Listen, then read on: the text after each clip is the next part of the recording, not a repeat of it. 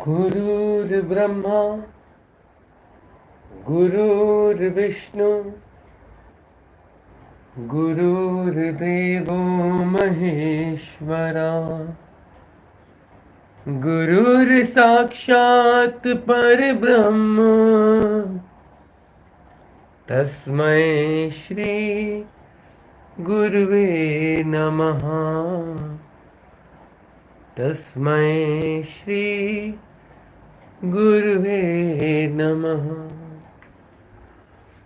ओम नमः शिवाय। शिवजी सदा सहाय। ओम नमः शिवाय। गुरुजी सदा सहाय।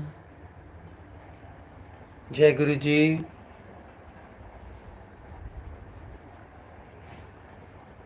जय गुरु जी सारी संगत को। कल्पना जी जय गुरु जी। रिया जी जय गुरु जी। जैसा कि आज सैटरडे है तो गुरु जी सत्संग ब्लेसिंग्स पर अब जो सत्संग है वो दिन में आता है 11:30 से 12:30 के बीच में, और सैटरडे संडे को लाइव मैं आता हूँ। आई am Nitin, admin of the channel with the blessings of गुरु जी। जो पहले सत्संग 8 बजे आता था गुरु जी सत्संग ब्लेसिंग्स पर, अब वो 11:30 से 12:30 के बीच आता है। और Saturday Sunday I come live on GSB। बाकी जो हमारा दूसरा चैनल है गुरुजी डुगरी वालिया, उस पर मंडे वेडनेसडे फ्राइडे 8 बजे रात को लाइव आता है। चलिए सुनते हैं आज का सत्संग। बहुत प्यारा सत्संग है। जय गुरु जी।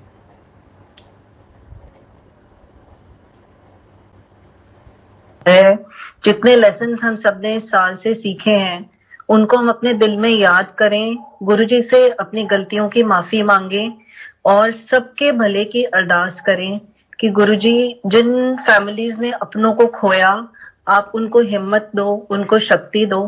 और जितने भी हम सब लोग फाइनेंशियली, इमोशनली, हेल्थ वाइज सबने 2020 में बहुत कुछ सफर किया है, गुरुजी प्लीज हमें इन सब चीजों से बाहर निकालो और अपने बड़े मंदिर के खुले दर्शन करवाओ।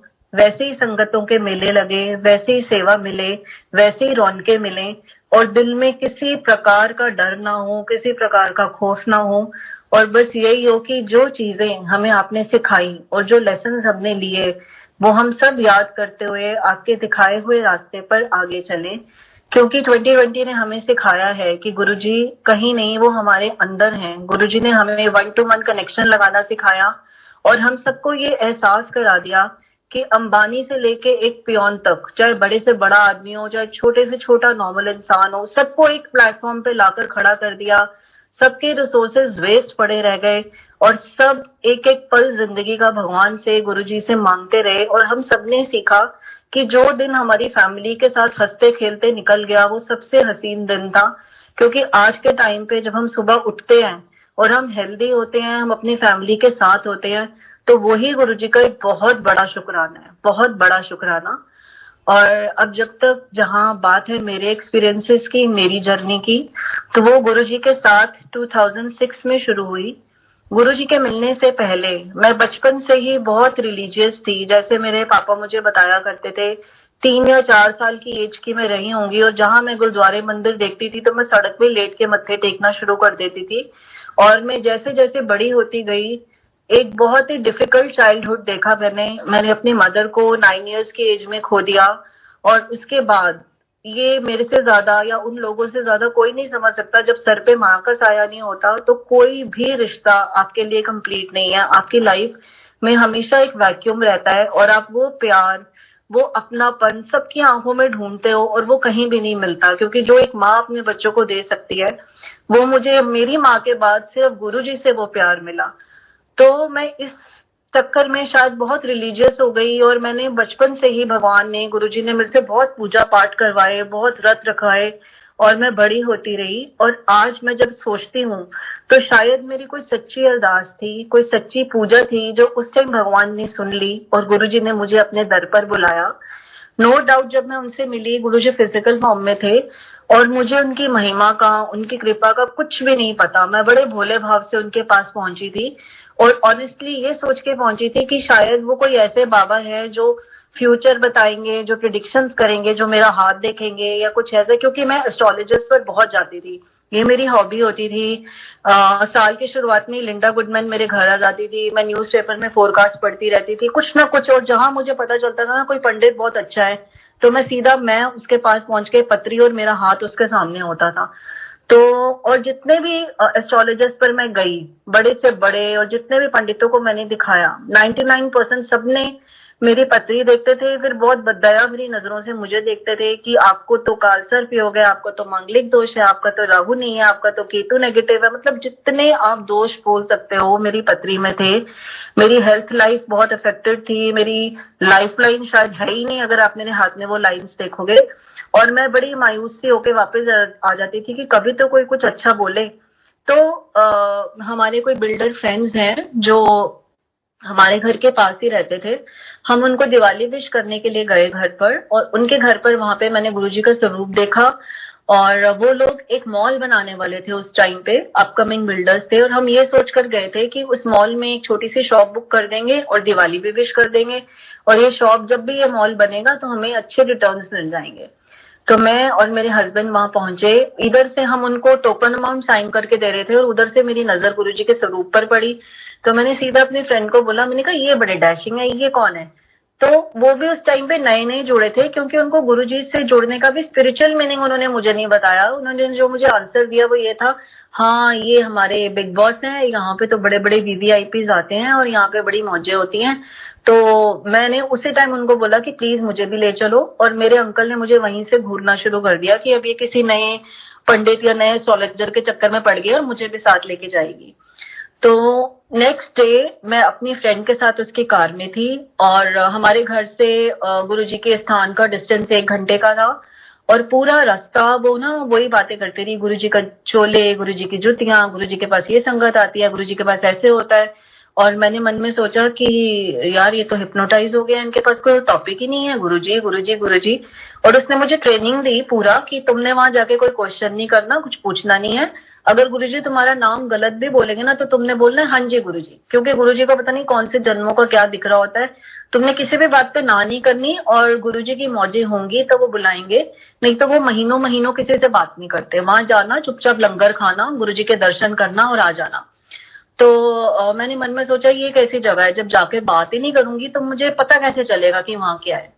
जब मैं वहां पहुंची, ये चीजें मुझे आज समझ आती हैं, उस टाइम पे मेरी एज भी बहुत छोटी थी और मेरे बच्चे भी बहुत छोटे थे, तो उन चीजों को मैं उस टाइम पे समझ ही नहीं पाई। मैं अंदर एंटर हुई, इतना पीसफुल ऑरा, इतनी शांति कि जैसे आपके जख्मों के ऊपर, आपके सोल के ऊपर कोई आपको हील कर रहा है। और मेरी नजरों ने गुरुजी को ढूंढना शुरू करा, तो गुरुजी अपने नॉर्मल टी शर्ट और ट्राउजर्स में सामने जमीन पर बैठे हुए थे, और मैं अपनी फ्रेंड से इशारों में पूछ रही थी कहाँ है गुरुजी, क्योंकि मैंने इमेजिनेशन में सोचा कोई बाबा जी होंगे, कोई आगे पीछे चेले होंगे, जो मैं टीवी चैनल्स पर देखती आई थी, मेरी इमेजिनेशन पे वही था। तो जब मेरी फ्रेंड ने पॉइंट आउट करके गुरुजी को दिखाया, वो एहसास, वो फीलिंग्स आज तक मेरे अंदर बिल्कुल रिफ्रेश्ड है। गुरुजी ने बड़ी तेज नजरों से मुझे देखा और मेरी बॉडी पे कपकपी से छूट गई, शिवरिंग से हुई। वो मुझे अब समझ आता है जैसे वो मेरा स्कैन हो रहा था। उस टाइम पे मुझे कुछ समझ नहीं आया कि गुरुजी की वो वाइब्रेशंस मुझे छू के जा रही थी। और फिर मैं वो नजारा देखती रही, हम गुरुजी के आगे बैठ गए। उस टाइम एक से बढ़कर एक एक्टर, एक से बढ़कर एक पॉलिटिशियन अंदर आता रहा, गुरुजी के चरण छूता रहा, और हमारे साथ ही संगत में वो लोग बैठते रहे।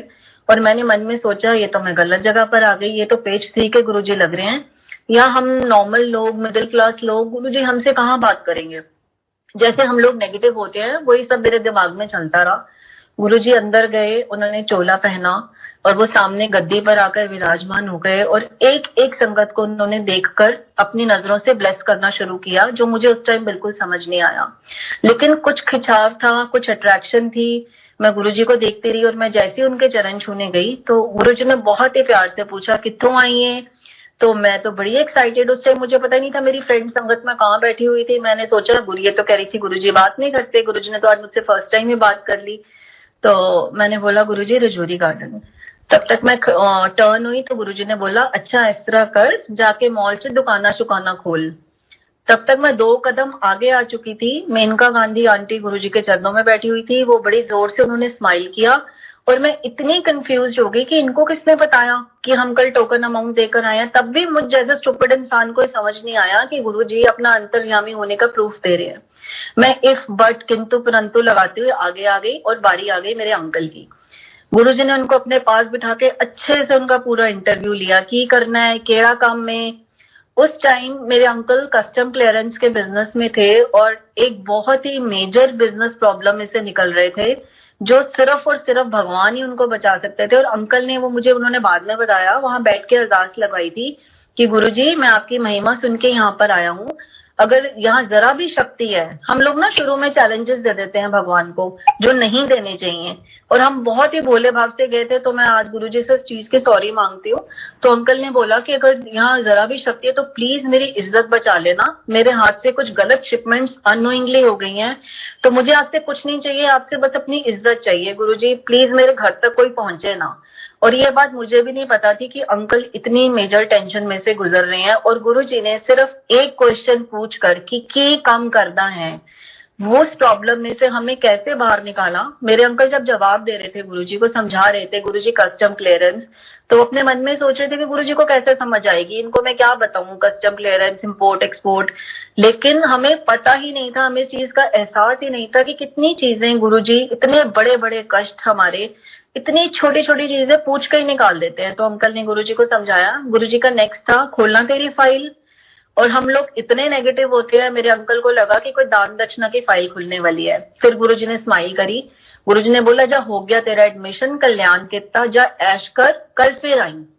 हम लोग ऐसे खुश होके वहां से बाहर निकले जैसे पता नहीं कौन सी लॉटरी लग गई है, कौन सा खजाना निकल के गया हमारा, और हम इतना लाइट फील कर रहे थे। हाथों से गुरुजी के जब चरण छुए थे वो फ्रेग्रेंस थी, और बड़े खुश खुश हम अपनी गाड़ी में आके घर आ गए। और पूरी रात हमें एक हैंगओवर रहा कि नेक्स्ट डे कब आएगा, हम फिर कब जाएंगे, थर्ड डे कब आएगा, हम फिर कब जाएंगे। तो ये संगत ने हमें बाद में समझाया कि खोलना तेरी फाइल का मतलब होता है कि तेरा प्रेजेंट पास्ट फ्यूचर बताऊं। उस टाइम तो हम बिल्कुल ब्लैंक होके गुरुजी के सामने मेरे अंकल बैठे थे कि जवाब क्या दें, कुछ समझ ही नहीं आ रहा था। और ये जो जा ऐश कर हो गया कल्याण, ये इतनी बड़ी ब्लेसिंग्स है। गुरुजी जो वन लाइनर ब्लेसिंग्स देते थे और देते हैं, उस टाइम 2006 से लेके आज तक मैंने बड़े से बड़े, मैं ये नहीं कहूंगी कि मैं गुरुजी की शरण में गई तो मेरी लाइफ में कोई दुख नहीं आया, कोई तकलीफ नहीं आई।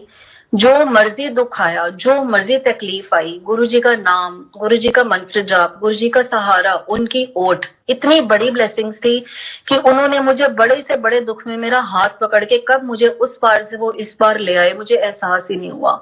उनका नाम लेते ही अंदर से जो शक्ति आती है, जो पॉजिटिविटी आती है, आप हर दुख झेलने को तैयार हो जाते हो।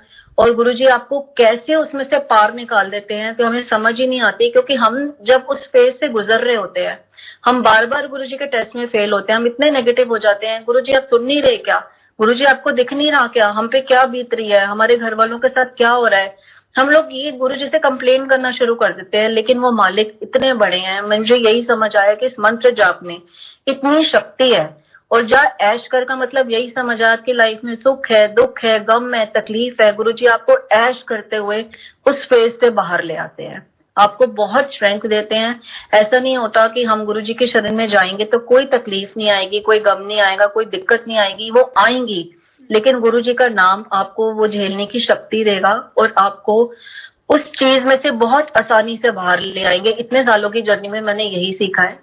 फिर उस एक साल में 2006 में मैं गई थी, हम गुरुजी के पास रेगुलर जाते रहे, गुरुजी हमें खींचते रहे अपनी तरफ। और आज भी संगत के साथ यही होता है, जब आपको गुरुजी की कॉल आती है, 1 या 2 बार आपको लगता है कि बड़ा मंदिर बहुत दूर है, रात को जाना है, कैसे जाएंगे, कैसे होगा, लेकिन आपको तीसरी बार चौथी बार वो मंदिर इतना अट्रैक्ट करता है, गुरुजी की कॉल इतनी स्ट्रांग होती है कि आप सब छोड़ छाड़ के भागते हो कि नहीं हमने गुरुजी के दर्शन करने जाना। और गुरुजी आपको अपने आप बुलाते हैं, और मंदिर के अंदर एंटर होते ही ना कोई गम याद आता है, ना कोई तकलीफ याद आती है, ना कोई बीमारी याद आती है। जब हम गुरुजी के ऑरा में चले जाते हैं तो गुरुजी हमें इतनी पॉजिटिविटी देते हैं। वो बड़ा मंदिर, इतना बड़ा स्थान है, मतलब इतने सालों में मुझे यही समझ आई कि वहाँ कण कण में गुरुजी की ब्लेसिंग्स है। नो डाउट गुरुजी हमारे दिल में है, हमारे घरों में है, हमारे साथ है, लेकिन मुझे ऐसा लगता है कि हमारी सोल जो रिचार्ज होती है वो बड़े मंदिर में ही जाके होती है।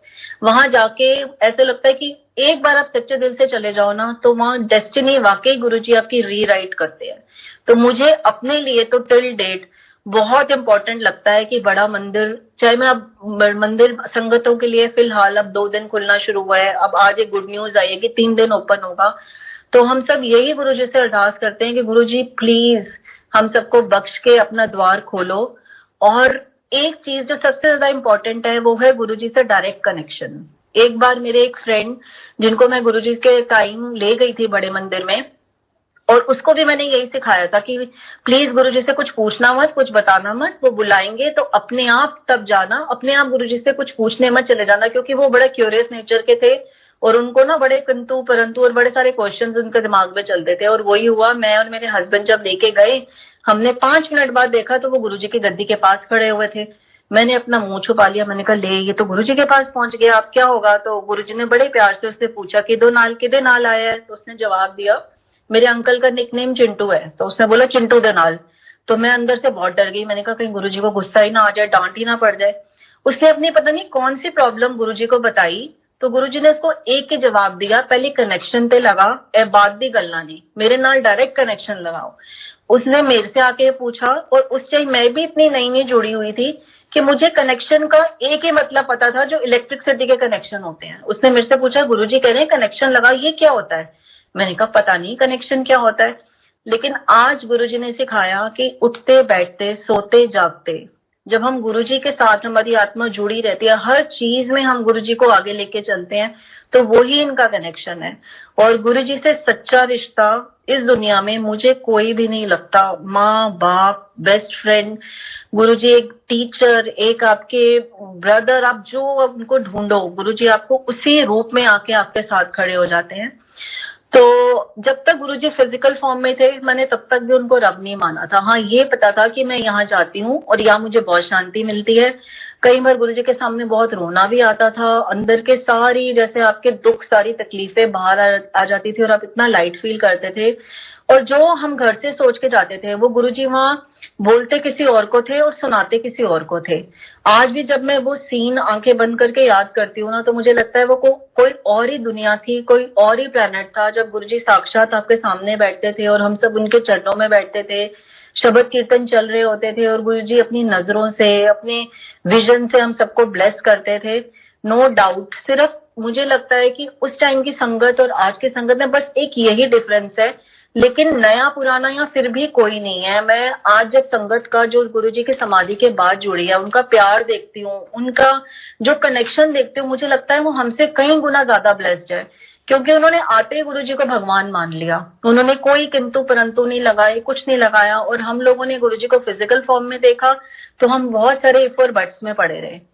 फिर एक दिन ऐसे ही मैं सोच के गई थी, जब मैंने गुरुजी के चरण छुए और मैं आज्ञा ले रही थी, वो मेरा लास्ट दिन था जब मैंने गुरुजी को गद्दी पे देखा। और मैंने मन में सोचा गुरुजी आज आपने बड़े दिनों से मुझसे कोई बात नहीं करी है, नेक्स्ट टाइम मैं जब भी आऊंगी ना मैं आपको आई लव यू बोलूंगी। मैं सोच के हंसती हुई बाहर आ गई। और मुझे ये नहीं पता था कि वो मैं उस दिन गुरुजी को लास्ट टाइम फिजिकल फॉर्म में देख रही थी। 2 दिन के बाद ही हमारे घर पे पहले कॉल आई कि गुरुजी बहुत बीमार हैं और सब बैठ के अरदास करो। अभी मैं इस चीज को समझ भी नहीं पाई थी और फिर कॉल आ गई कि गुरुजी ने समाधि ले ली है, बड़े मंदिर आ जाओ। बड़े मंदिर में पहुंची और वहां सब कुछ हमारी आंखों के सामने हुआ। और फर्स्ट टाइम जैसे सारी संगत मैंने इकट्ठी देखी तो मैंने लाखों की संगत को अनाथों की तरह रोते हुए देखा। और मुझे खुद इतना रोना आ रहा था, मुझे लग रहा था कि एक एक पंडित की जो मेरे लिए प्रिडिक्शन थी वो सच हुई। इतनी मुश्किल से कितना अच्छा स्थान मिला था। और अब गुरुजी भी चले गए तो मैं बड़े मंदिर अब किसके लिए आऊंगी, मेरे दिमाग में यही चल रहा था। जैसे अब संगत सोचती है कि काश हम पहले आ जाते, काश हम मिल लेते, लेकिन उस टाइम मुझे भी एहसास नहीं हो रहा था। मुझे लगा कि गुरुजी ने अगर फिजिकल फॉर्म छोड़ दी तो सब कुछ चला गया। और हम लोग बहुत दुखी होके मैं 5-6 महीने मंदिर गई नहीं, मैं घर बैठी रही। और फिर से मैंने गुरुजी को इधर उधर ढूंढना शुरू किया, कभी इधर इस मंदिर में, कभी उस मंदिर में, लेकिन अंदर से वो शांति नहीं आ रही थी। और मेरी उसी फ्रेंड का फिर से कॉल आया कि तुम बड़े मंदिर क्यों नहीं जाते हो, मंदिर जाया करो गुरुजी से ब्लेसिंग्स लेने। और एक दिन गुरुजी के कॉल से ही मैं और मेरे अंकल मंदिर गए, और जब मैंने फर्स्ट टाइम खाली गद्दी देखी तो मैं बहुत रोई। उस टाइम मेरे को मंदिर बहुत सुनसान लग रहा था, बहुत वीरान लग रहा था, और हम चुपचाप लंगर खाकर वापस आ गए, लेकिन हम धीरे धीरे मंदिर जाते रहे। और वो थी गुरुजी की ब्लेसिंग्स की, मुझे लगता है उस टाइम गुरुजी की ब्लेसिंग्स इतने स्पीड से फ्लो हो रही थी। जैसे जैसे मैं मंदिर जाती रही, उस टाइम गुरुजी हमारे टूटे हुए दिलों को सहारा देने के लिए हमें अपने प्रूफ दे रहे थे। जैसे कहते थे ना गुरुजी की चमत्कार कोई नमस्कार है, उस टाइम इतनी स्पीड से होता था। किसी को गुरुजी की फ्रेग्रेंस आती थी, किसी को शिवलिंग में ओम दिखता था, किसी को ज्योत में गुरुजी दर्शन दे रहे थे। एक दिन जो बाहर गुरुजी का झूला है, उस दिन मेरे बेटे का बर्थडे था और मैं वहां माथा टेक रही थी। इतनी गर्मी थी कि एक पत्ता भी नहीं हिल रहा था, और वो झूला अपने आप हिलना स्टार्ट हो गया और वहां संगत की भीड़ लग गई। उसके झूले के पीछे ग्लास हुआ करता था और सब बोल रहे थे कि गुरुजी दर्शन दे रहे हैं, दर्शन दे रहे हैं। और मैं वो इंसान हूँ जिसको सबसे लास्ट में दिखता है, मैं देखने की कोशिश भी नहीं करती कि कहाँ दे रहे हैं, मुझे दिखता ही नहीं है। और वैसे तो मंदिर में मोबाइल फोन बिल्कुल स्ट्रिक्टली बैन है। एक दो लोगों ने उस टाइम क्यूरियोसिटी में फोन उठा के गुरुजी की वो झूले की फोटोग्राफ ले ली, और आप मानोगे कि हमें आंखों से झूले पे कुछ नहीं दिख रहा, लेकिन उस फोटोग्राफ में गुरुजी पूरे साक्षात दर्शन दे रहे थे। ये एकदम गुरुजी के समाधि की बात है, समाधि लेने की। तो ये सिर्फ गुरुजी हम लोगों को बता रहे थे कि वो कहीं नहीं गए, वो हमारे साथ हैं और बड़े मंदिर के कण कण में हैं। उस टाइम गुरुजी ने मेरे को सेवा दे दी, जैसे हम सबको संगत जोड़ने की। और गुरुजी का तरीका यही होता है कि वो सत्संग हम लोग सुनाते हैं और सामने वाला कनेक्ट होता है, उसकी कॉल होती है और वो बड़े मंदिर पहुंच जाता है। तो ये भी गुरुजी की मेहर ही होती है कि आपके सुनाने से कोई सामने वाला मान जाए। तो मुझे जब गुरुजी फिजिकल फॉर्म में थे, वो मेरे से बार बार पूछते थे कित्थों आई है, और मैं कहती थी रजौरी गार्डन। तो मैं मन में सोचती थी कि गुरुजी भूल जाते हैं, कि ये मेरे से शरारत करते हैं, ये बार बार मेरे से एक क्वेश्चन क्यों पूछते हैं। तो इस चीज का आंसर मुझे तब मिला। अब तो गुरुजी ग्लोबल प्लेटफॉर्म पे हैं, पूरी दुनिया गुरुजी की भक्त है, लेकिन उस टाइम पे रजौरी की संगत जोड़ने का गुरुजी ने मेरे को इतना मौका दिया। मेरे आसपास के नेबर्स, मार्केट के लोग और मेरे दूर के रिश्तेदार जिनसे मेरा कोई लेना देना नहीं था, सडनली सब मेरे सामने आते थे, कुछ ना कुछ प्रॉब्लम बताते थे, और मैं बड़ी शान से कहती थी एक बड़ा मंदिर है, हमारे गुरुजी हैं, वहां चलो, हमारे बड़े मंदिर में चलो, गुरुजी आपको जरूर ब्लेस करेंगे। और मैं इतनी शान से कह सकती हूँ कि वो 2 साल 3 साल 5 सीटर कार में हम 6 6 7 7 8 8 लोग एक दूसरे की गोदी में बैठ के बड़े मंदिर जाने लगे। जैसे मतलब मुझे इतनी खुशी मिलती थी जैसे हम कौन सा खजाना लेने जा रहे हैं। और मैं इतनी शान से कह सकती हूँ कि एक भी संगत गुरुजी के दर से खाली वापस नहीं आई। गुरुजी ने सबको इतना ब्लेस करा। जिनके 10 10 20 20 साल से बच्चे नहीं थे, गुरुजी ने उनको बेबीज दी। मेरे जिन कजन्स की शादियां नहीं हो रही थी, वो गए, उन्होंने माथा टेका, उनकी शादियां हो गई। जो एक रजौरी की बच्ची है जो कैंसर की लास्ट स्टेज से जूझ रही थी, जिसको डॉक्टर्स ने मना कर दिया था कि लाखों रुपए लगेंगे सर्जरी के और तब भी कोई गारंटी नहीं है, उस बच्चे पर गुरुजी की इतनी मेहर हुई। वो मंदिर गई, उसने माथा टेका, लंगर खाया, और धीरे धीरे धीरे धीरे गुरुजी ने उसकी बॉडी से कैंसर गायब कर दिया, जिसके बिना सर्जरी के, जिसके डॉक्टर्स सर्जरी के बाद भी गारंटी नहीं ले रहे थे। आज उस बच्चे के चेहरे पे गुरुजी का नूर देखते हुए बनता है। और ऐसे ऐसे भी सत्संग हुए जो लोग हमारी जिंदगी से चले गए, जो सोल्स ऊपर चली गई, गुरुजी ने उनके घर वालों को ड्रीम में दिखा के कि तुम्हारा भाई वापस भेज रहा हूँ, तुम्हारा बेटा वापस भेज रहा हूँ, सेम डे पे वो सोल्स वापस भेजी। मैं खुद सोचती हूँ उस टाइम पे मैं हिल गई। उस टाइम मुझे समझ आया कि ये साक्षात रब हैं, ये कोई और कर ही नहीं सकता। जो बिछड़ी हुई आत्माएं आपकी जिंदगी में वापस भेज दे, वो कोई गुरु, कोई नॉर्मल इंसान कर ही नहीं सकता। लाइफ एंड डेथ का रिमोट कंट्रोल सिर्फ शिव जी के हाथ में, साक्षात रब के हाथ में होता है। तो तब मुझे समझ आया कि ये कोई नॉर्मल जगह नहीं है, मैं किसी नॉर्मल मंदिर में नहीं जा रही, ये तो गुरुजी भगवान है। मेरे आसपास जितने भी फ्रेंड्स हैं, सबके साथ इतने अमेजिंग एक्सपीरियंस हुए कि कई बार ना मैं खुद ही डाउट में आ जाती थी, गुरुजी मेरा नंबर कब आएगा। आप जिसको मेरे थ्रू बुलाते हो उसको तो आप इतना ब्लेस करते हो, क्योंकि हम लोग इतने छोटी समझ के लोग हैं, हम मेटेरियलिस्टिक ब्लेसिंग्स को ही गुरुजी के ब्लेसिंग्स मानते हैं। बिजनेस अच्छा हो गया तो गुरुजी ब्लेस कर रहे हैं, बच्चों की एडमिशन हो गई तो गुरुजी, हम लोग इससे आगे सोच ही नहीं पाते। ये तो मुझे इतनी बाद में समझ आया कि गुरुजी हमें इंटरनली कितना चेंज कर रहे हैं, हमें कितना उन्होंने पॉजिटिव एटीट्यूड दे दिया। किसी को फ्रैक्चर भी होता था ना, थैंक यू गुरुजी, शुक्र है आपने फ्रैक्चर में ही टाल दिया। ये सोच आनी कलयुग के टाइम पे मालिक की मेहर है। गुरुजी हमें इंटरनली इतना चेंज करते गए, अपने मंदिर में सेवा देते गए, और मेरी लाइफ का जो सबसे मुश्किल टाइम था वो गुरुजी ने सेवा में ही कटवा दिया। कभी 2 दिन भी अगर हम घर बैठते थे ना हस्बैंड वाइफ, तो हम हिल जाते थे कि हमारी जिंदगी चल कैसे रही है। हम फिर अपना दिमाग यूज करना शुरू कर देते थे। फिर गुरुजी सोचते थे कि तो दिमाग लगा रहे हैं, फिर हमें मंदिर बुला, सत्संग बुला, यहाँ बुला, करते करते करते वो दिन, महीने, साल गुरुजी के शरण में निकलते गए और यही अरदास करते हैं कि वो निकलते ही जाएं। और फिर बारी आई मेरे फादर की। उन्होंने फिजिकल फॉर्म में गुरुजी के दर्शन कभी भी नहीं करे थे, वो बाद में गए। और ये एक बहुत बड़ा सत्संग, क्योंकि टाइम कम है, मैं बहुत शॉर्ट में सुनाऊंगी कि तब मुझे समझ आया कि गुरुजी की मेहर क्या है। जब आप अपने अपनों को, अपने पेरेंट्स को अपने सामने सफर करते हुए देखते हो ना, आपके लिए उससे बड़ी कोई पनिशमेंट नहीं है। एक दिन वो आया कि मैं अपने पापा को एम्बुलेंस में डलवा के हॉस्पिटल में लेके जा रही थी, क्योंकि वो कोमा में थे। 100 kg उनका वेट था। फर्स्ट फ्लोर से उनको नीचे एम्बुलेंस तक लाना ये एक बहुत बड़ी टास्क थी। सडनली उनको कोई अटैक आ गया था, उनकी पूरी बॉडी में पॉइजन फैल चुका था। डॉक्टर्स ने देखते, मुझे इतनी भी उम्मीद नहीं थी कि मैं उनको हॉस्पिटल तक पहुंचा पाऊंगी, और डॉक्टर्स ने जाते ही उनको वेंटिलेटर पे डाल दिया। और ये मेरे लिए बहुत बहुत बड़ा शॉक था, क्योंकि सडनली इतना कुछ हुआ था और मैं अपनी मदर को पहले ही खो चुकी थी और मेरा ब्रदर सिस्टर कोई है नहीं, और अब मैं अपने पापा को जाते हुए देख रही थी। और उस टाइम मैंने, गुरुजी ने नई नई समाधि ली थी और मैंने तब सत्संग में सुना था कि गुरुजी की फोटो भी चमत्कार करती है। वो चीज बार बार मेरे कानों में गूंज रही थी और मैंने वेंटिलेटर पे गुरुजी का एक छोटा सा स्वरूप लगा दिया। और जब भी मैं आईसीयू में जाऊं, मैं रोती हुई बाहर आ जाऊं, डॉक्टर्स ने बुला के मुझे उनका सारा सामान, उनकी रिंग, चेन, फोन सब मेरे हाथ में देके बोला कि आपने जिसको बुलाना है बुला लो, वो बहुत क्रिटिकल है, अब वेंटिलेटर पे हैं और अब हमें कोई होप नहीं है। और आप मानोगे नहीं, मेरा जो संगत जी, मैं जैसे गुरुजी कहते हैं कि 90% कर्म वो हमारे काटते हैं। किसी के 6 महीने में कटते हैं, किसी के 6 साल में, किसी के 10 दिन में। वो हमारी कार्मिक जर्नी कितनी बड़ी है ये हमें नहीं पता। मेरे फादर के वो कर्म एक रात में कट गए। नेक्स्ट डे डॉक्टर्स ने उनका वेंटिलेटर उतारा, मैं बाहर खड़ी होकर अरदास कर रही थी, और जब उनकी फूड पाइप्स वगैरह सब उतारी और मुझे उन्होंने आईसीसीयू में बुलाया, मैं बहुत कांपते हुए दिल के साथ अंदर गई। और अंदर का नजारा मैं आज तक नहीं भूलती। मैं किस हालात में अपने पापा को हॉस्पिटल लेके गई थी। अंदर वो आईसीयू के बेड पे उठ के बैठे हुए थे।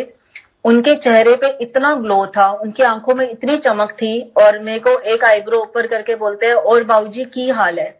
और मैं एकदम शॉक्ड, मेरी टांगे कांप रही थी। मैंने कहा आप कैसे हो पापा? कहते तेरे को पता है गुरुजी यहाँ मेरे साथ खड़े थे।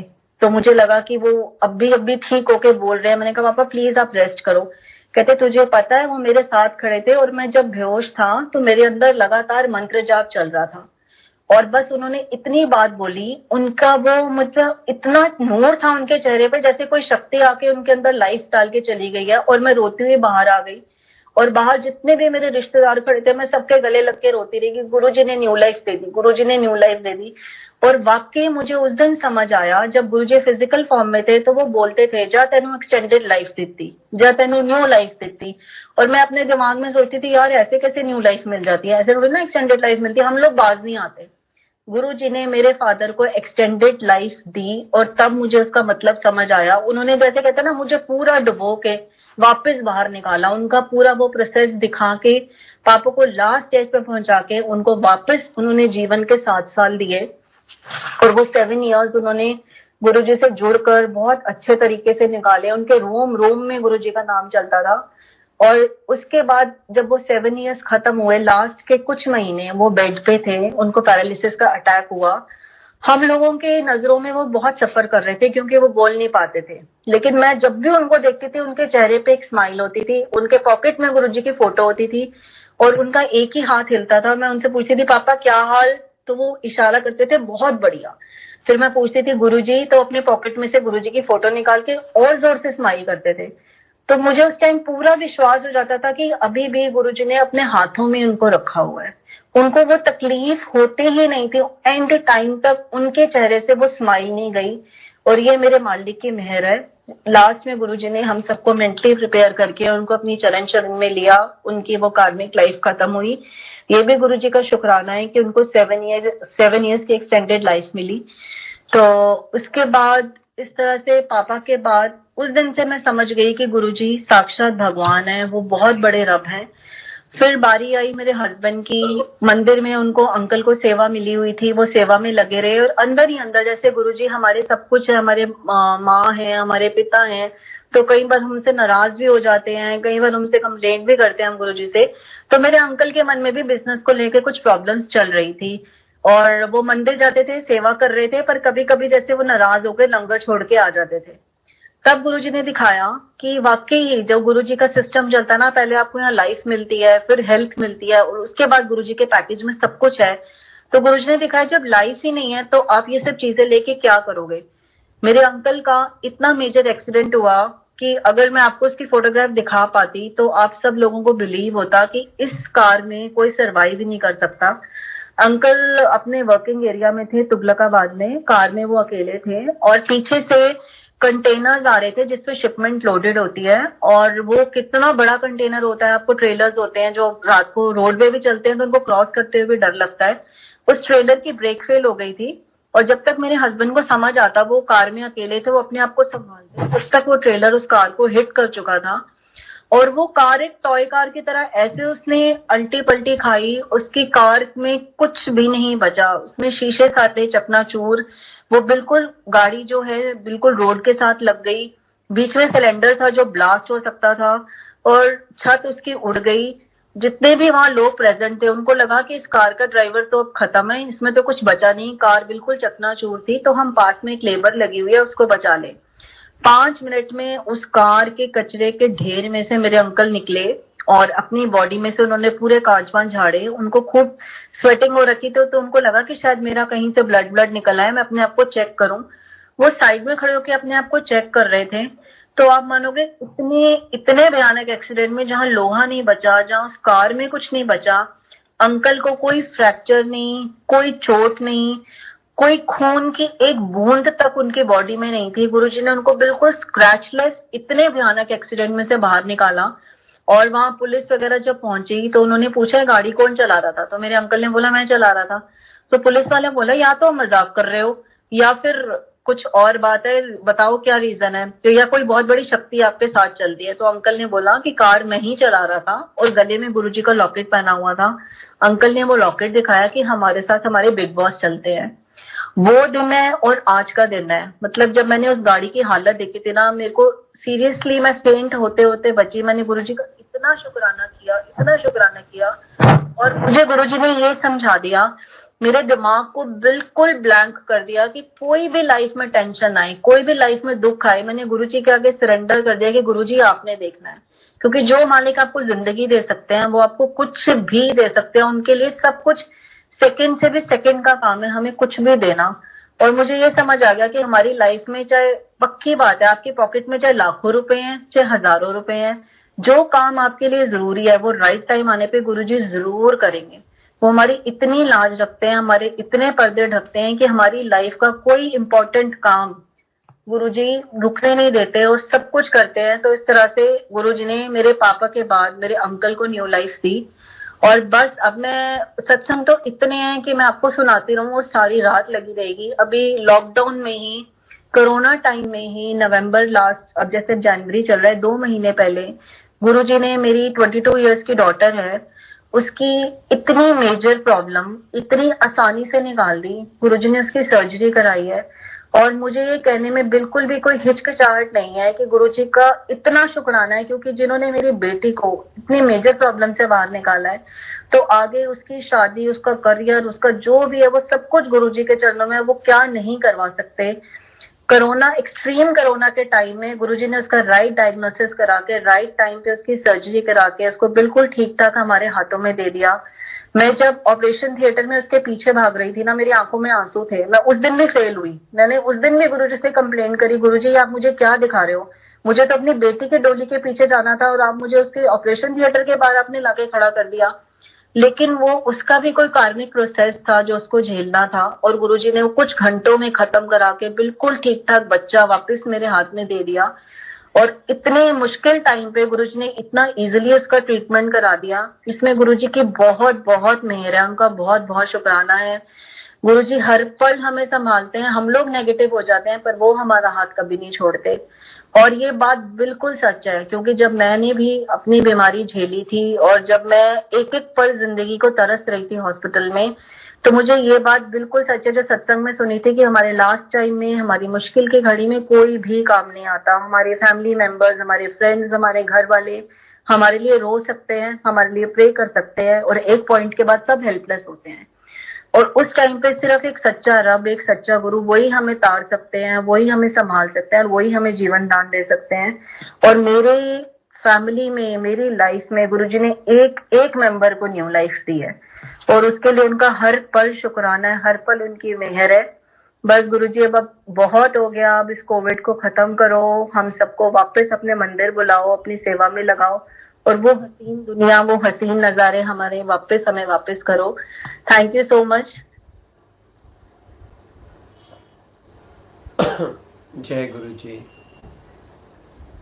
जय गुरु जी। आई होप आज के सत्संग से जिस संगत ने भी ये सुना और जो संगत ये आगे सत्संग सुनेगी, सभी को अपने बहुत सारे क्वेश्चंस के आंसर मिलेंगे।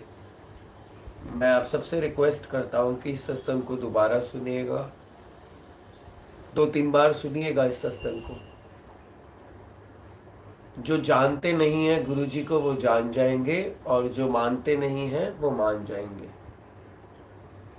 ये गुरुजी के सत्संग की शक्ति है।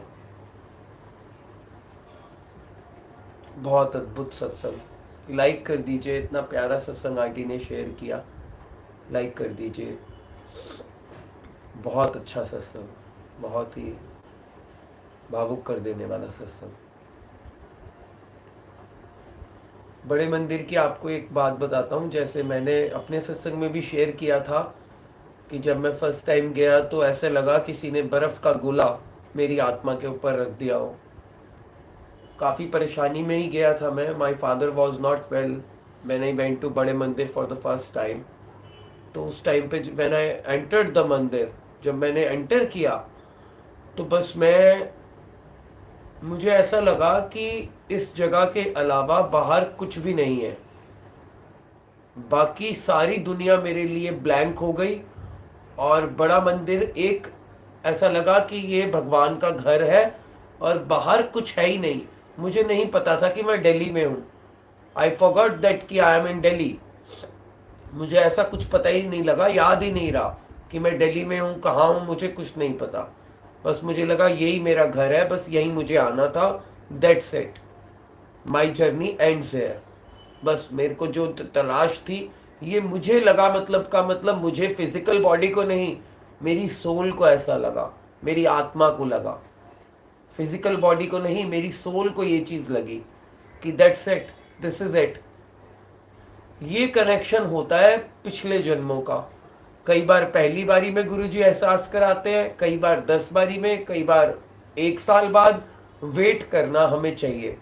कई बार हो सकता है शुरू में आपको एहसास ना हो, थोड़ा टाइम लगे, तो कोई बात नहीं, वेट कीजिए।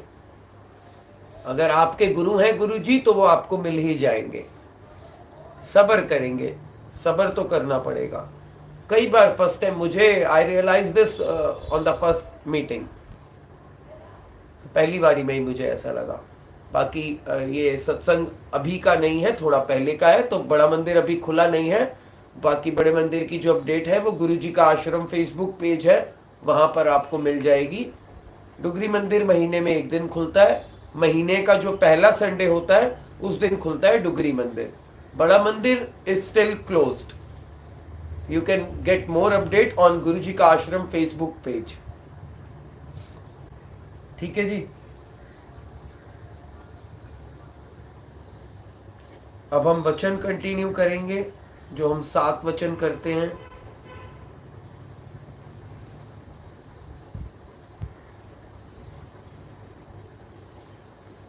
ऐसा सत्संग सुन के ना मेरी बोलने की हिम्मत थी, इसके बाद ना इच्छा थी।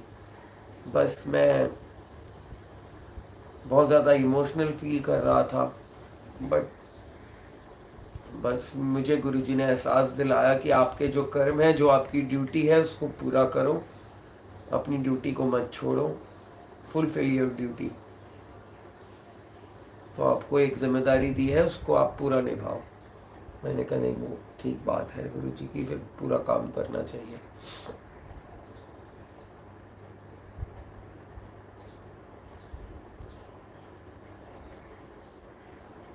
आप गुरुजी सत्संग ब्लेसिंग्स यूट्यूब चैनल पर हैं। जो नई संगत जुड़े हैं फर्स्ट टाइम, हम पहले 8 बजे सत्संग करते थे लाइव रात को। I am Nitin, admin of the channel with the blessings of Guruji. अब सत्संग 11:30 से 12:30 के बीच में आता है। आप मान के चलिए 11:45 बजे 11:45 टू 12 PM दोपहर को सत्संग आता है। सैटरडे संडे को लाइव आता है, बाकी दिन रिकॉर्डिंग आता है। और दूसरा हमारा चैनल है गुरुजी डुगरी वालिया, नीचे लिंक है डिस्क्रिप्शन में, आप उसे भी सब्सक्राइब कर सकते हैं। उस चैनल पर मंडे, वेडनेसडे एंड फ्राइडे 3 दिन मैं लाइव सत्संग शेयर करता हूँ। I share live satsang on Guruji Dugri Walia at 8 PM on Monday, Wednesday and Friday.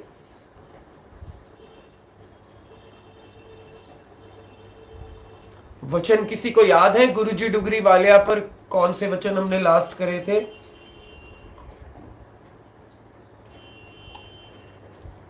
I think 77 तक किए थे, 71 to 77, 71, 72, 73, 74, 75, 76, 77, ठीक है, 77 तक किए थे।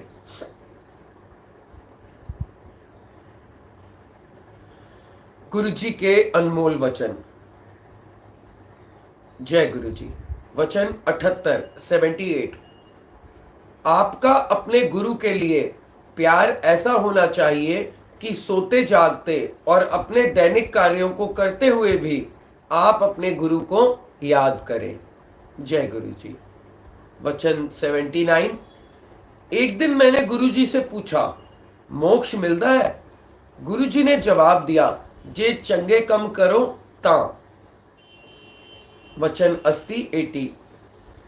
मैं एक रसिक बैरागी हूं जो तुम्हें पारिवारिक उत्तरदायित्व के निर्वाह के साथ साथ प्रार्थना के मार्ग पर चलना सिखलाता है। जय गुरुजी। वचन 81। मैं सृष्टि के कार्यों में कभी हस्तक्षेप नहीं करता, लेकिन गुरु अगर कभी अपने भक्त पर मेहरबान हो जाए तो सृष्टि का लिखा मिटाकर नया लेख भी लिख सकता है। जय गुरुजी। वचन 82। गुरुजी जो बात कह देते थे पत्थर की लकीर की तरह है, जो कहा है वो होना ही है। जय गुरुजी। वचन 83, 83। दुख भरे गानों, टेलीविजन धारावाहिकों और फिल्मों से जितना दूर हो सके रहना चाहिए। जय गुरुजी।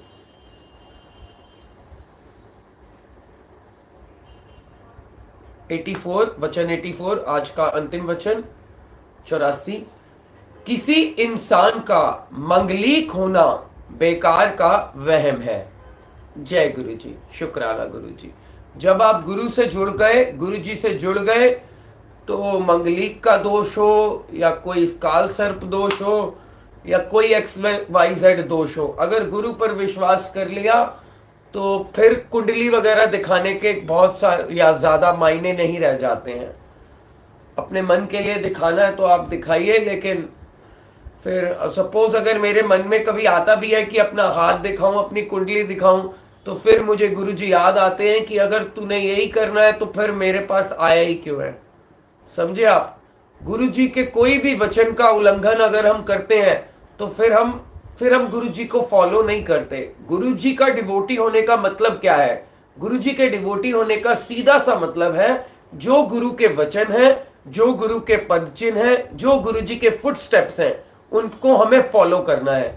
जो गुरुजी ने कह दिया है कि तुम्हें संसार में रहते हुए ये काम करना है, गुरुजी ने कहा अपनी फैमिली का ध्यान रखना है, गुरुजी ने कहा कर्म अच्छे करने हैं, अच्छे करने हैं, ये वचन है गुरु के जो समय समय पर दिए उन्होंने। वैसे तो गुरुजी प्रवचन नहीं करते थे, बट किसी संगत से बात करते हुए गुरुजी ने कुछ कह दिया। जैसे आंटी ने बोला, गुरुजी ने एक संगत को बोला पहले कनेक्शन तो बना ले, फिर काम बाद में करवाना। तो गुरुजी वहां यही कह रहे हैं कि पहले आप मेरे ऊपर भरोसा तो कर लो, पहले सरेंडर तो करो। तुम आते ही पहले, अब कईयों के कर्म ऐसे होते हैं, फ्रॉम द डे वन मुझे गुरुजी ने ऐसा कुछ दिखा दिया ऑन डे वन। सपोज मैं आपको एक छोटा सा इंसिडेंट शेयर करता हूँ, वैसे मैं अपने सत्संग में बता चुका हूँ। 7 जुलाई का सत्संग है, आप सुनिएगा, प्लेलिस्ट में होगा। नितिन अंकल 7 जुलाई गुरुजी के बर्थडे वाले दिन मैंने शेयर किया था। मैं आपको इंसिडेंट बता देता हूँ फर्स्ट डे का, जिन्होंने नहीं सुना है। तो मुझे मेरे फादर हॉस्पिटल में एडमिट थे, मुझे जगह जगह से मैसेज आ रहा था कि ये गुरुजी हैं, ये गुरुजी हैं, इनके पास आप जाओ, इनके बड़े मंदिर जाओ। तो मैं हॉस्पिटल में था, मेरी बुआ भी कह रही थी, मेरे फ्रेंड भी एक दो कह रहे थे। तो मैंने कहा ठीक है मैं जाऊंगा, टाइम मिलेगा तो मैं जाऊंगा। I was not very serious. फिर मुझे बहुत जोर की गुरुजी की तरफ से मतलब मैसेज बहुत स्ट्रांगली मैसेज आया कि मंदिर जाओ, मंदिर जाओ। तो मैं रात को जब इस दिन घर आया, संडे का दिन था, तो मैंने कहा कि गुरुजी पापा मेरे घर आ गए थे तब, but he was not very well. घर आ गए थे, छुट्टी हो गई थी, बट वो इतना ठीक फील नहीं कर रहे थे।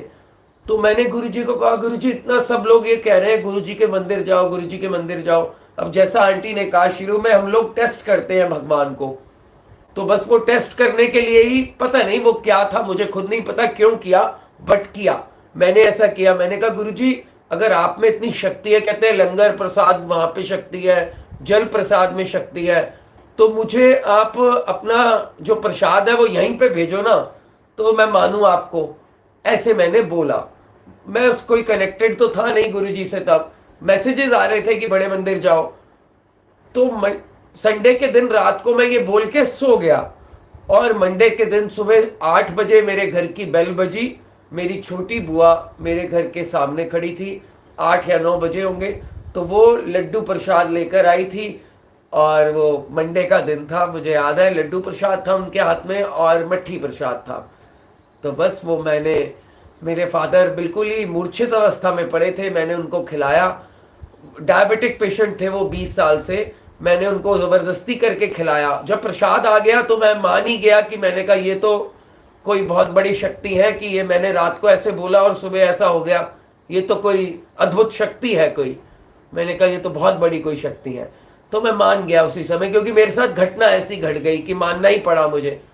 तो जैसा गुरुजी ने कहा है कि चमत्कार को नमस्कार है, तो वो चमत्कार करके शुरू में तो गुरुजी जरूर दिखाते हैं। जिसको अपने से जोड़ना होता है गुरु को, तो वो गुरुजी ऐसा करके दिखाते हैं कि आप जुड़े बिना रह नहीं सकते हो। तो बस वो फिर मैंने खिलाया अपने फादर को प्रसाद।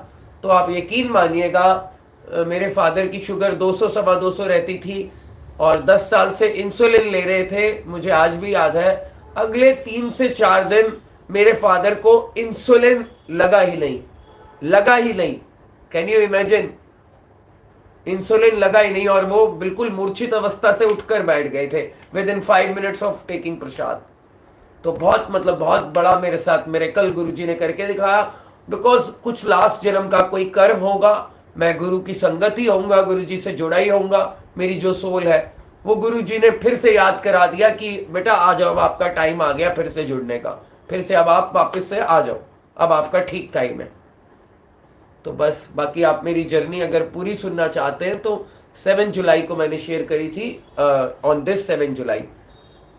आप प्लेलिस्ट में देख लीजिएगा, नितिन अंकल सत्संग 7 जुलाई वाला सत्संग में I have shared my journey. ठीक है जी। तो बहुत अच्छा आंटी का सत्संग, और बहुत बहुत आनंद आया, बहुत आनंद। डायरेक्ट कनेक्शन बनाइए गुरु जी से। जब तक आप ऐसा सोचेंगे कि कोई और आपकी तरफ से प्रार्थना कर दे, तो आपको रिजल्ट नहीं मिलेगा। अपने ऊपर कॉन्फिडेंस लाइए, अपने ऊपर भरोसा रखिए। करेंगे सब कुछ भगवान ही, मारेंगे कृष्ण भगवान सब कौरवों को, लेकिन तीर तो अर्जुन ही चलाएगा। भगवान रथ चलाएंगे लेकिन तीर अर्जुन से ही चलवाएंगे। बात को समझ जाइए। अब आप, जो तीर है वो अर्जुन को ही चलाना है, क्योंकि भगवान कहते हैं तू कर्म अपना खुद करेगा, रिजल्ट मैं दूंगा, उसकी चिंता तू छोड़ दे, वो मेरा काम है, तू कर्म कर। और आज जो तू कर्म कर रहा है उसका रिजल्ट कल क्या मिलेगा उसके बारे में मत सोच। हो सकता है आज तू फेल हो जाए रिजल्ट में, डोंट वरी अबाउट इट। आज जो तूने कर्म कर दिया उसका रिजल्ट मैंने फ्यूचर में रखा है। फ्यूचर में तुझे बिना कुछ किए ही इतना सब दे दूंगा, तू कहेगा इस बार तो मैंने कुछ भी नहीं किया था, सब मिल गया, लेकिन तू वो भूल गया जो तूने पहले एक बार मेहनत करी थी और कुछ हाथ नहीं लगा था। ये उस कर्म का फल मैं तुझे आज दे रहा हूं, जो तुझे लग रहा है कि बिना किए दिया, लेकिन जो तूने उस समय किया था, जिसका तुझे रिजल्ट नहीं मिला था, ऐसा लगा तुझे, वो रिजल्ट मैं तुझे आज दे रहा हूं। वो टाइम सही नहीं था तुझे रिजल्ट देने का, इसलिए आज मैंने तुझे रिजल्ट दिया, क्योंकि आज तेरे लिए टाइम ठीक है। बस समझ जाइए बात को और कर्म करते रहिए। अब हम मंत्र जाप करेंगे और कल फिर 12:30 बजे लाइव मैं आपसे मिलूंगा, और जरूर आप जुड़िएगा। जो नई संगत है please subscribe the channel and like the सत्संग। जब आप लाइक करते हैं तो हमें खुशी मिलती है। आप लाइक करते हैं तो वी फील हैप्पी कि आपको अच्छा लग रहा है, पसंद आ रहा है। जो भी सत्संग सुनते हैं किसी भी चैनल पर, कहीं भी सत्संग, आप फिजिकली भी सत्संग सुनते हैं तो संगत को जाके नमस्ते कीजिए, जय गुरु जी बोलिए और बोलिए बहुत प्यारा सत्संग था, बहुत आनंद आया, बहुत अच्छा लगा। ऐसा जरूर कीजिए, अप्रिशिएट जरूर कीजिए, क्योंकि 100 में से 1000 में से कोई एक ही है जो सत्संग शेयर कर रहा है।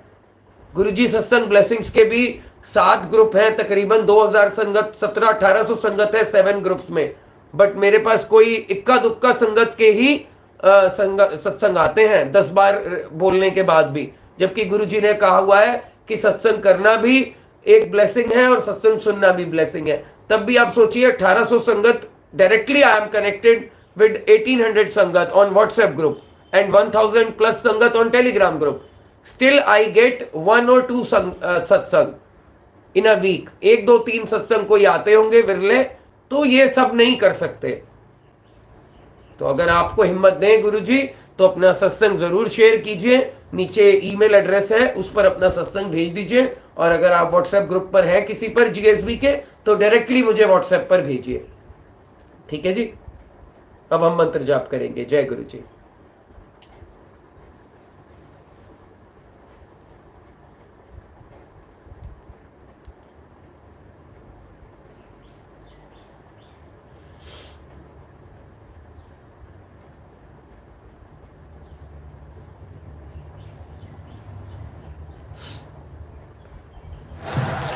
ओम नमः शिवाय, शिव जी सदा सहाय।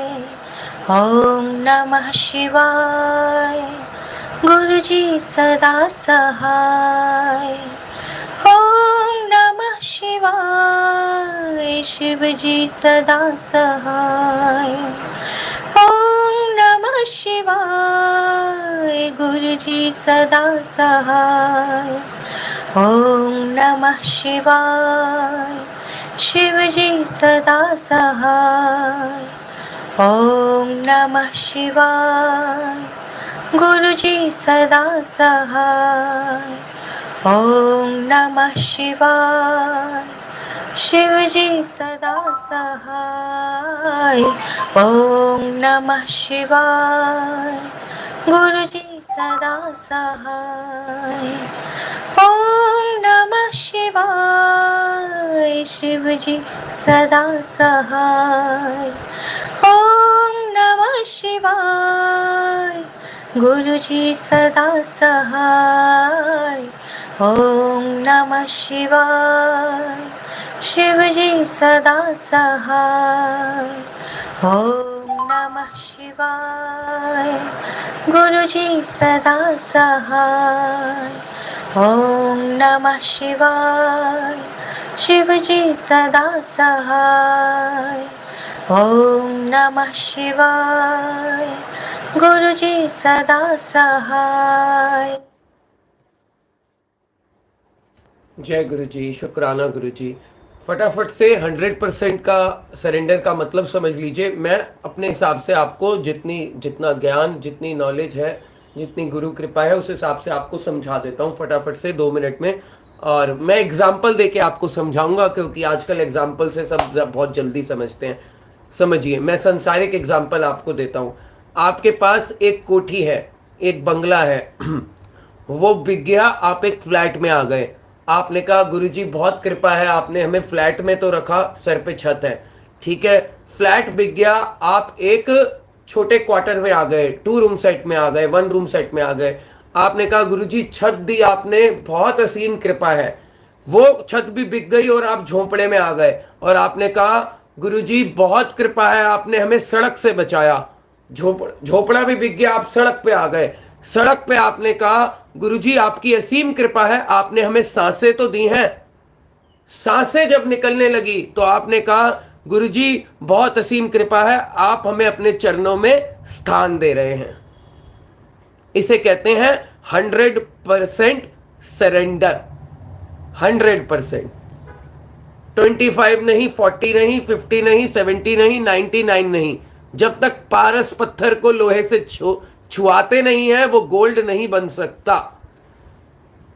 जब कृष्ण भगवान ने सुदर्शन चक्र भीष्म पितामह की ओर निकाला तो भीष्म पितामह जो इतने बड़े योद्धा थे, बहुत बड़े, मतलब आप लीडिंग योद्धा ऑफ महाभारत, अर्जुन के कंटेम्पररी, अर्जुन के इक्वल, उन्होंने बोला हे केशव आपका स्वागत है, आइए आइए केशव आपका स्वागत है, मुझे अपने चरणों में स्थान दीजिए, यू मोस्ट वेलकम। सरेंडर कर दिया उन्होंने ये नहीं कहा कि अच्छा तूने चक्र निकाला मैं तीर निकालता हूं। No, he says welcome welcome welcome. रोने लगे वो and welcoming, he was welcoming God, आइए। लेकिन हम ऐसा करते नहीं है। तो ये करना आसान नहीं है। जन्मों जन्मों की भक्ति लगती है, ईश्वर की शक्ति लगती है, गुरु की कृपा लगती है, तब ऐसा होता है, ऐसा सहयोग बन जाता है। Practice practice practice. प्रैक्टिस का मतलब भक्ति भक्ति भक्ति। गुरु के लिए रोना रोना रोना, संसार को खोना खोना खोना। भगवान की एक लाइन है, फिर मैं आपको रिपीट करके बता देता हूं। एक ही लाइन है, जो ये याद कर लेगा वो भगवान को पाएगा, जो नहीं याद करेगा मुझे नहीं पता। एक लाइन है, फिर रिपीट कर देता हूं। भगवान कहता है जिसको मैं प्राप्त होता हूं उसका संसार मैं छीन लेता हूं।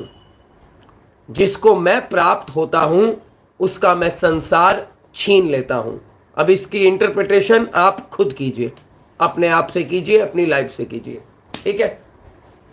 जय गुरु जी। गणपति बाप्पा मोरिया। जय गुरु जी। जय श्री कृष्ण। कल मिलेंगे 12:30 बजे।